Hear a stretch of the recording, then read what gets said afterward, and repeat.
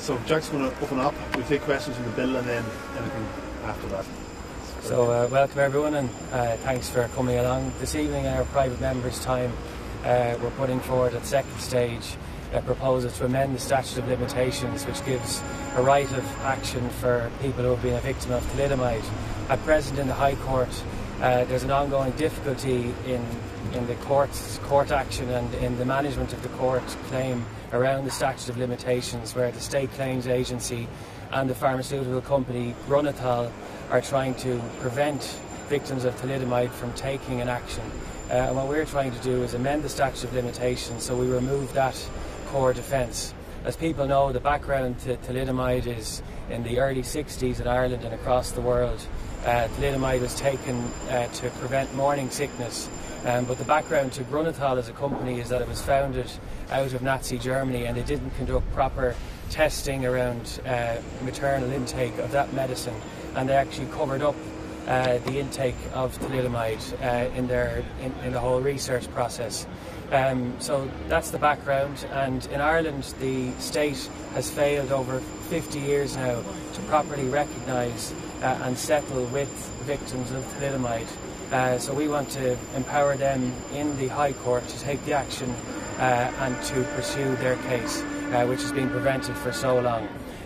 Again, if you go back to the 70s, the state prevented the proper quantification of the damages and the liabilities for victims of thalidomide, and up to this day the State Claims Agency hasn't dealt with these people in a humane way, and that's why we think it's an appropriate time to use our private members' business to give them the opportunity by amending the Statute of Limitations so that they can take their actions in the courts. Jack, what is the current statute of limitations, and would this measure be specific only to thalidomide victims? Yes, so it'll amend the statute of limitations under section 48 to specifically give victims of thalidomide a right to take an action. But we've also mentioned in the bill it doesn't prejudice the court making a decision appropriate to the individual person. That's obviously under the court's jurisdiction. But we have at present is the State Claims Agency effectively colluding with Grunethal, who have a dark past, as I said, with Nazi Germany, to prevent victims of thalidomide from taking their actions. And that's why we want to remove that defence, as we have the authority to do so under the Oireachtas. And that's why we're giving specifically thalidomide victims, we're amending the Statute of Limitations. This was done previously in 2001 from victims of child sexual abuse, and I think victims of thalidomide are a small group. Some of them have passed away and have serious difficulties with their disabilities and with the whole impact that thalidomide has had on their lives. So that's why it's important we advance this as quickly as possible under court management. Just under the current law, how soon would they have to bring their cases? Had they brought them back in the day?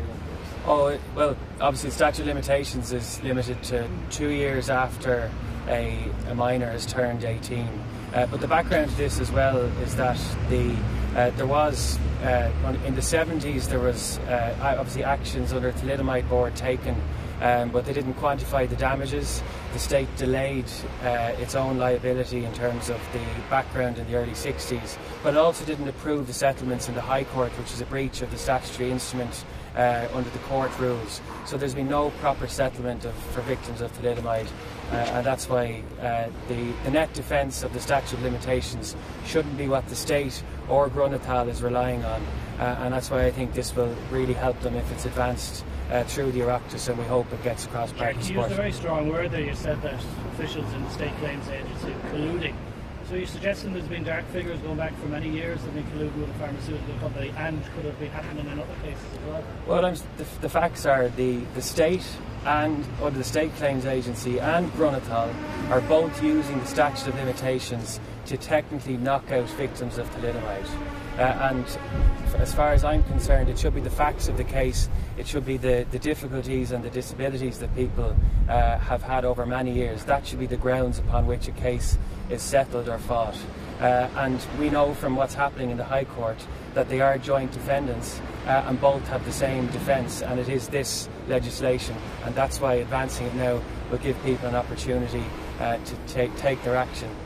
Jack, surely though a proper redress scheme would be better for all involved rather than dragging people through the courts? The State Claims Agency made an offer to victims of thalidomide in 2013, which was rejected, and it was seen as an insult for victims. And the issue is that each individual needs a proper quantification of damages, and each victim has had a different path throughout their lives. So obviously the state has tried to lump victims of thalidomide into one square group without looking at the individual basis upon which thalidomide impacted on their lives.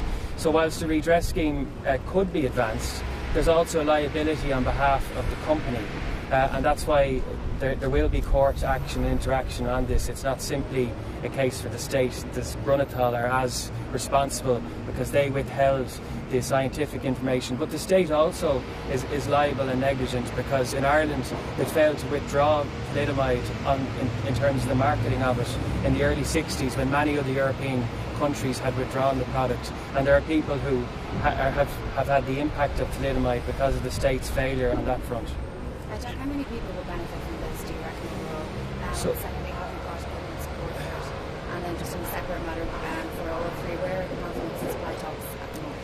So in terms of your first question, at the moment there's around 30 actions being taken, but the number could be higher than that because there are people with thalidomide who haven't advanced their court action, so it could benefit up to 100 or more. In terms of government support, I spoke to Simon Harris last week, mentioned that we were bringing this as part of private members' business. He hasn't indicated one way or another how the government is going to respond. In terms of the confidence supply, we can all answer that question. Obviously the talks at present are concluding, and the negotiation teams have engaged in a review process over a number of weeks, so we expect them to report perhaps in the coming days around the outcome of those talks, and we look forward to being briefed by them. Is an extension of the cards?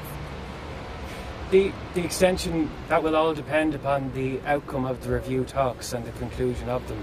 I think it's important not to prejudice the process that's been undertaken between the two parties, and we look forward to hearing from them. But at the moment it's a review process, and that's concluding at present.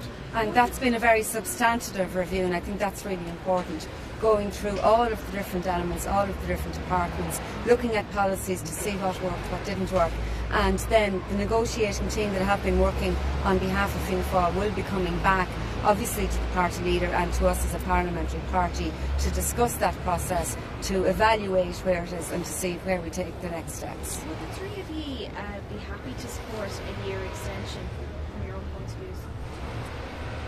Well, really it depends what we hear. So the team obviously has been in negotiations and in this review for about the last 4 or 5 weeks. So we're going to wait and see what they say. So I think it's something we'll have to discuss privately as a party first before publicly.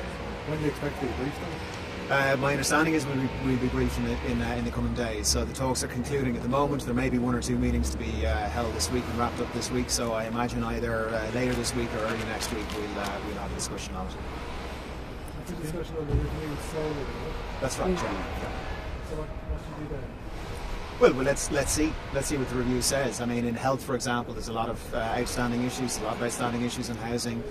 We want to see what's going on, what the government plans are across the board. So there's a lot of information that the team has. They've had decent access to the civil service. They've had decent access to information that we wouldn't normally get. So let's see what they say. They'll need a bit of time to pull it all together, and let's see where things are, how things might progress. There's so much work to do. It's safe to say there'll be nothing concluded by Christmas, is it? Well, I think regardless of whether anything is concluded by Christmas, Micheál Martin wrote to the Taoiseach, as you know, some time ago and said that regardless of the outcome of the confidence and supply review, nothing should be done. There should be an agreement entered into by Fianna Fáil and Fine Gael that there would be no election whilst we're dealing with the uncertainty of Brexit. We're watching it unfold in Westminster on an hourly basis. It was the right request for Micheál to make. My understanding is to date that the Taoiseach has not come back definitively and agreed to it. He has said that he wants to look at an extension for another year. I think it would be very useful if the Taoiseach could say definitively that without prejudice, in response to Micheál Martin, that yes, we will agree that until we have certainty on Brexit, whatever the Taoiseach and Micheál Martin might say, be it towards the end of February or the start of March, that both sides would agree to have stability in the national interest in the coming months. In relation to abortion, Susan, the Taoiseach yesterday said that it won't be available in every hospital from January and not be phased in and rolled out. How do you respond to that? We're hearing conflicting reviews. There was a stakeholder group meeting yesterday, and my understanding is that progress is being made. We all want to see the full services rolled out according to the deadline the government has set. However, we must be cognizant of the fact that a lot of clinicians around the country are raising serious concerns. They're raising concerns about training for GPs, training for obstetricians. They're raising concerns around resourcing, around operating theatres, around diagnostics and so forth. So the guidelines are not yet in place. We saw a stinging criticism from a lead obstetrician over the weekend who suggested that the services could be dangerous if rolled out too quickly. We all want to see them rolled out as quickly as possible. However, they must be safe, and we must be led by the clinicians as to when it is safe and appropriate to do so. And we're all very conscious, obviously, of the hundreds of women who, since the referendum was passed, have had to leave this country to go to England for terminations. And we're very mindful that we need to have a safe service in place in Ireland for those. But as Stephen has said, we also need to make sure that that service is completely up to standard. And it would seem that possibly the 1st of January as a deadline was a little bit too ambitious to start with. But we certainly would hope to see a situation where the services will be in place early in the new year, but in a very safe way for those who have to use it. Fianna, one more thing. Eric Cleary's made the World Affairs spokesman last week. Was it a missed opportunity to promote a woman to the front bench by Micheál Martin? Well, I think that Dara is a very, very fine person and a very fine colleague, and as the deputy leader of the party, he has a huge breadth of knowledge right across all of the policies. He's from Mayo, and obviously that's the heart of the rural area. I think that he's a great choice for it. Of course, there are other women that if we had the opportunity, we would be delighted to take that as well. But I think there has to be a balance in terms of not just gender, but in terms of experience and geography as well. Will you be seeing again on the front bench next time there's a issue? That's right. I'd absolutely love the opportunity if it came my way. In the meantime, I'm chair of the Education and Skills Committee, which is an onerous position in itself, and Micheál Martin, as our leader, did say very early on that there would be no double jobbing, so to speak. And we're getting through quite a breadth of work in relation to the Education Committee. So I'm certainly happy there, but if an opportunity arose and I was asked to join the front bench, of course I'd be delighted.